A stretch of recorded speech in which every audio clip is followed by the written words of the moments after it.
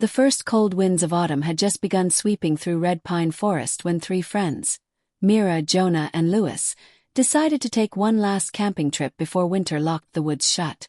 The air smelled of dried leaves, cold soil, and something else.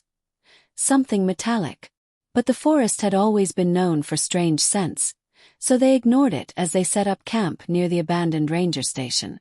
By the time the sun dipped below the orange treetops, the fire crackled warmly, throwing shadows across the clearing.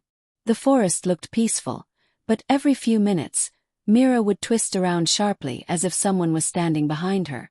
Jonah laughed. "Relax. It's just the trees." But she wasn't convinced. The silence of the woods felt too heavy, like the forest was listening. Around midnight, Lewis wandered away to gather more firewood. Minutes passed, then 20, then 30. "Where the hell is he?" Jonah muttered. Mira grabbed a flashlight and they followed the narrow path Lewis had taken.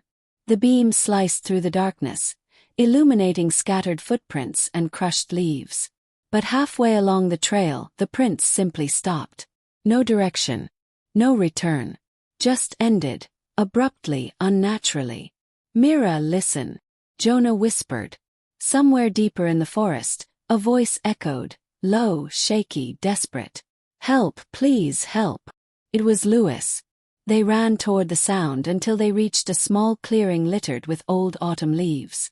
And there, standing unnaturally still, was Lewis.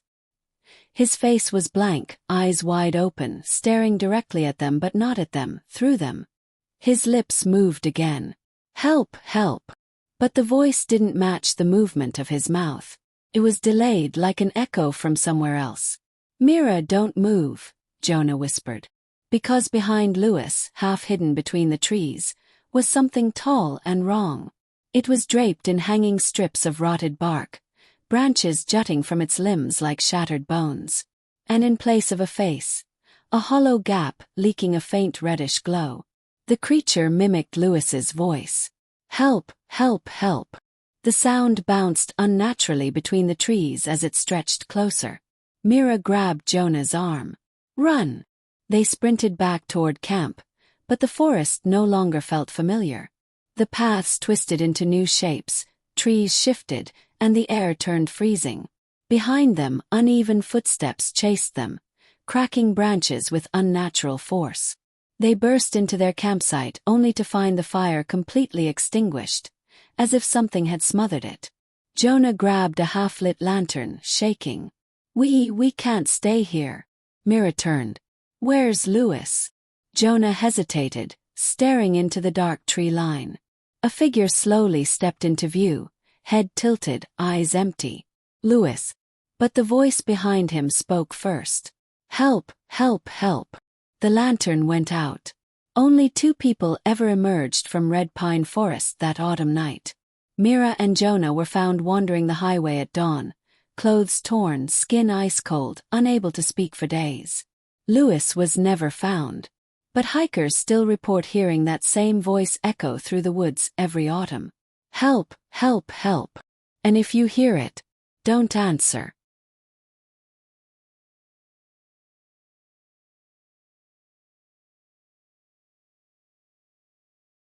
It was a quiet autumn evening in Maple Hollow, the kind where the wind rattled loose branches, scattering orange leaves across porches. Nora lived alone at the edge of town in a small, creaky house with too many windows and far too many shadows at night. She was used to strange noises. Old houses groaned in cold weather, but tonight was different. At around 10 p.m., she felt the sensation of being watched. The kind that sends a chill crawling up your spine before you realize why. She tried to ignore it until she passed the living room window and froze. A man was standing at the tree line, motionless, staring directly at her window. His face was blurred by darkness, but his posture was unmistakable. Tall, stiff, head slightly tilted. Nora's pulse hammered. She stepped back, breathing hard. Maybe it was a trick of the light. Maybe a shadow. But when she edged forward again, he was gone. She checked the locks, closed the curtains, and tried to calm herself.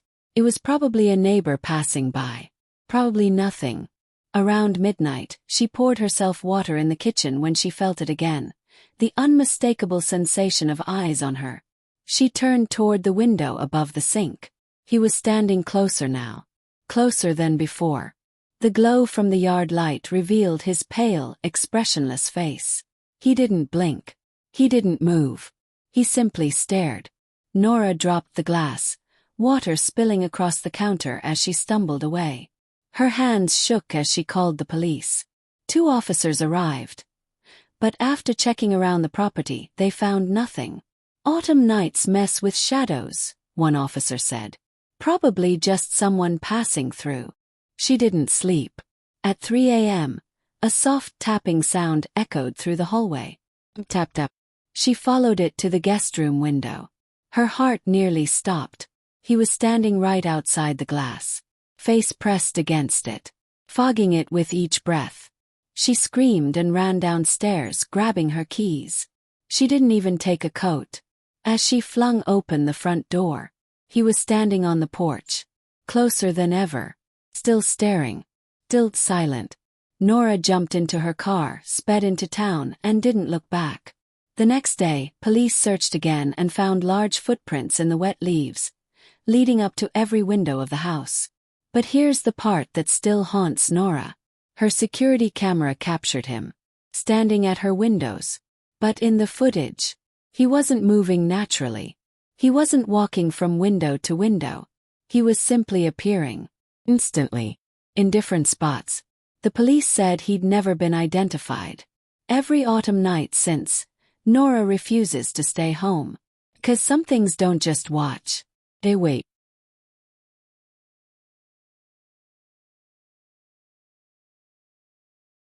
A rural highway stretched across northern Ashwood County.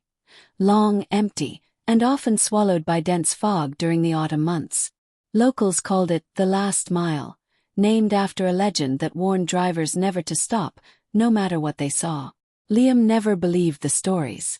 One cold October night, he was returning home after visiting his sister. The moon hung low, a pale smear behind thick fog rolling across the road. He hummed to distract himself, trying to stay awake until he saw something. Woman, standing in the middle of the highway. Her dress was torn, hair soaked, bare feet planted on the asphalt. She didn't move as his car approached. Didn't flinch. Didn't react. Liam slammed the brakes and skidded sideways, heart pounding. "Oh my God, are you hurt?" But when he stepped out, the woman was gone. Fog swallowed the road. Silence thickened. Then he heard it. A wet, dragging sound behind the car. When he turned, she was standing directly behind his trunk. Her head tilted sharply. Her mouth slightly open. Skin pale like old candle wax. He rushed back into the car, hands shaking so badly he nearly dropped the keys. The engine roared and he sped forward. But the moment he passed her, the temperature in the car plummeted. Cold breath fogged the windshield from the inside. Something whispered behind him. "Don't stop." He looked into the rearview mirror. She was sitting in the back seat. Her eyes were hollow, dark pits. Her hands hung limply at her sides. The whisper grew louder, more distorted. "Don't stop, don't stop, don't stop." Liam pressed the gas harder, tears blurring his vision. He didn't know where he was driving. The fog was so thick he could barely see, but he didn't dare stop. The woman leaned forward slowly. Her cold voice drifted into his ear. "I didn't stop either." A sudden flicker of headlights appeared ahead. Another car approaching. Liam blinked, turning toward the road. There was no road, only a ravine. He swerved violently, tires screeching as the car barely missed the drop. The fog cleared for a moment, revealing the old guardrail twisted and broken, like dozens before him had gone off the edge. He sped the rest of the way home without looking back. When the police went to check the area the next morning, they discovered a rusted car at the bottom of the ravine. Inside was the skeleton of a woman, still seated in the back seat. Her hands were carved with a message. "Don't stop." Every year, during the first cold autumn fog, drivers report the same woman standing in the middle of the highway. And every year, someone ends up at the bottom of the ravine.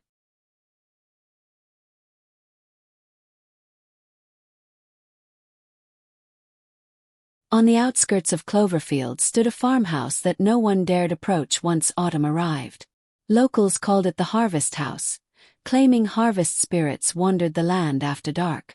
Most people laughed at the legend, until one October night when 17-year-old Anna decided to prove the stories wrong.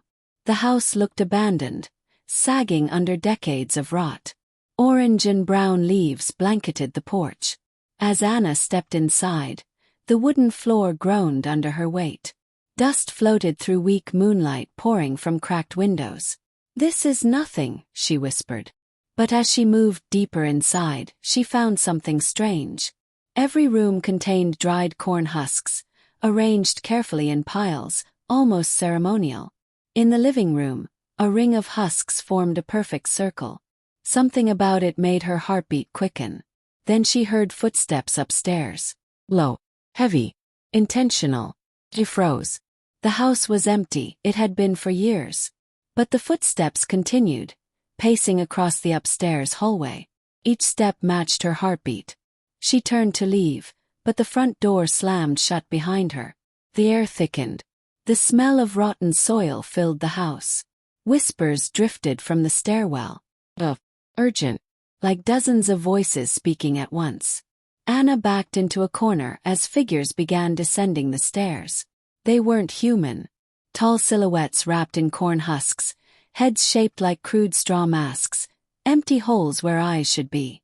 They moved with jerky, unnatural motions, like puppets pulled by invisible strings. One stepped forward, tilting its head. In a dry, cracking voice it whispered, "Harvest begins." Anna bolted into the kitchen, slamming the door behind her. She searched frantically for an exit until she noticed something horrifying. Photos, dozens, pinned to the walls. All of the people missing from Cloverfield over the last decade. Each one labeled with a date. Each date during autumn. Anna backed away as the kitchen lights flickered. One of the husk figures appeared in the doorway. Then another. And another. The whispers grew louder. "Harvest begins. Harvest begins." They encircled her slowly. In desperation, Anna grabbed a match from the counter and struck it. The tiny flame flickered wildly, and the figures recoiled. Their husks swayed like dry leaves in a storm. She threw the match onto a pile of corn husks. Flames erupted instantly, racing across the floor. The house groaned and cracked as fire spread through every crevice. Anna ran through the back door and into the open field, not stopping until she reached the highway. She collapsed as the harvest house burned behind her, sending sparks into the black sky. Firefighters arrived, but the house collapsed before they could enter. Only one thing survived the fire, found perfectly untouched in the ashes. A photo of Anna, dated for next autumn. She left town the next day and never returned. But locals swear that when the leaves turn orange, they see a girl wandering near the old farmland, looking for the house that promised to harvest her.